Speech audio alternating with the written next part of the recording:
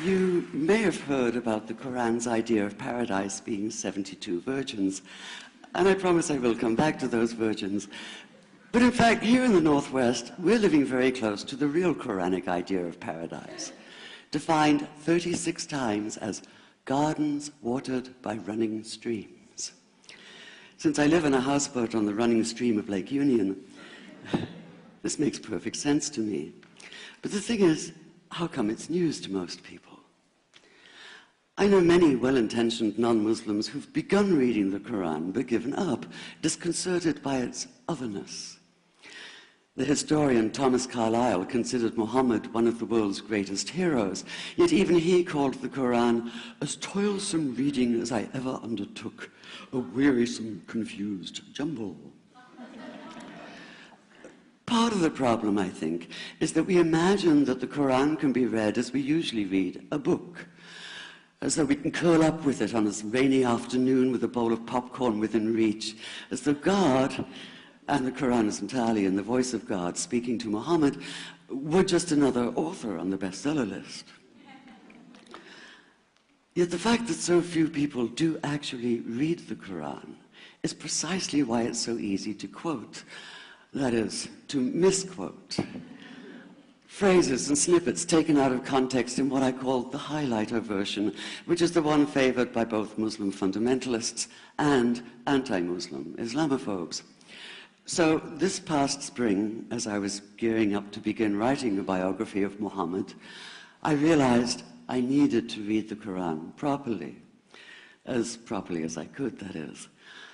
My Arabic's reduced by now to wielding a dictionary, so I took 4 well-known translations and decided to read them side by side, verse by verse, along with a transliteration and the original 7th century Arabic. Now, I did have an advantage.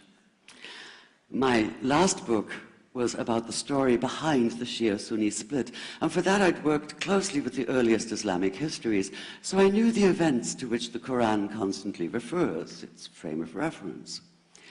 I knew enough, that is, to know that I'd be a tourist in the Quran, an informed one, an experienced one even, but still an outsider, an agnostic Jew reading someone else's holy book. So I read slowly. I'd set aside 3 weeks for this project, and that, I think, is what is meant by hubris, because it turned out to be 3 months. I did resist the temptation to skip to the back where the shorter and more clearly mystical chapters are, but every time I thought I was beginning to get a handle on the Quran, that feeling of, I get it now, it'd slip away overnight, and I'd come back in the morning wondering if I wasn't lost in a strange land. And yet the terrain was very familiar. The Quran declares that it comes to renew the message of the Torah and the Gospels, so 1/3 of it reprises the stories of biblical figures like Abraham, Moses, Joseph, Mary, Jesus. God himself was utterly familiar from his earlier manifestation as Yahweh, jealously insisting on no other gods. The presence of camels, mountains, desert wells and springs took me back to the year I spent wandering the Sinai desert. And then there was the language, the rhythmic cadence of it, reminding me of evenings spent listening to Bedouin elders recite hours-long narrative poems entirely from memory. And I began to grasp why it said that the Quran is really the Quran, only in Arabic. Take the Fatiha, the 7-verse opening chapter that is the Lord's Prayer and the Shema Israel of Islam combined. It's just 29 words in Arabic, but anywhere from 65 to 72 in translation. And yet the more you add, the more seems to go missing. The Arabic has an incantatory, almost hypnotic quality that begs to be heard rather than read, felt more than analyzed. It wants to be chanted out loud, to sound its music in the ear and on the tongue. So the Quran in English is a kind of shadow of itself, or as Arthur Arbery called his version, an interpretation. But all is not lost in translation. As the Quran promises, patience is rewarded, and there are many surprises. A degree of environmental awareness, for instance, and of humans as mere stewards of God's creation, unmatched in the Bible. And where the Bible is addressed exclusively to men, using the second and third person masculine, the Quran includes women, talking, for instance, of believing men and believing women, honorable men and honorable women. Or take the infamous verse about killing the unbelievers. Yes, it does say that, but in a very specific context. The anticipated conquest of the sanctuary city of Mecca, where fighting was usually forbidden. And the permission comes hedged about with qualifiers. Not you must kill unbelievers in Mecca, but you are allowed to, but only after a grace period is over. And only if there's no other pact in place. And only if they try to stop you getting to the Kaaba. And only if they attack you first. And even then, God is merciful, forgiveness is supreme, and so, essentially, better if you don't. This was perhaps the biggest surprise. How flexible the Quran is, at least in minds that are not fundamentally inflexible.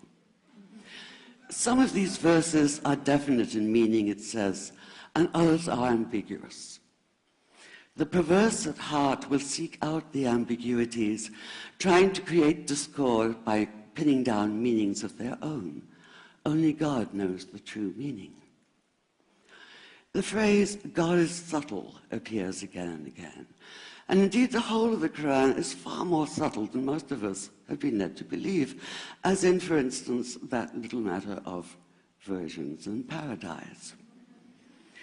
Old-fashioned Orientalism comes into play here. The word used 4 times is huris, rendered as dark-eyed maidens with swelling breasts, or as fair, high-bosomed virgins.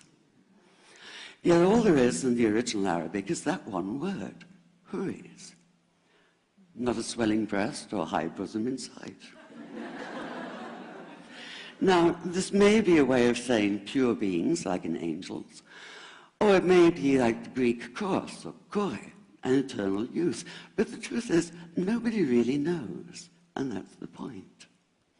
Because the Quran is quite clear when it says that you will be a new creation in paradise, and that you will be recreated in a form unknown to you, which seems to me a far more appealing prospect than a virgin.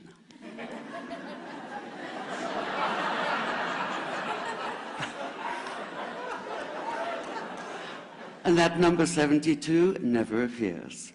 There are no 72 virgins in the Quran.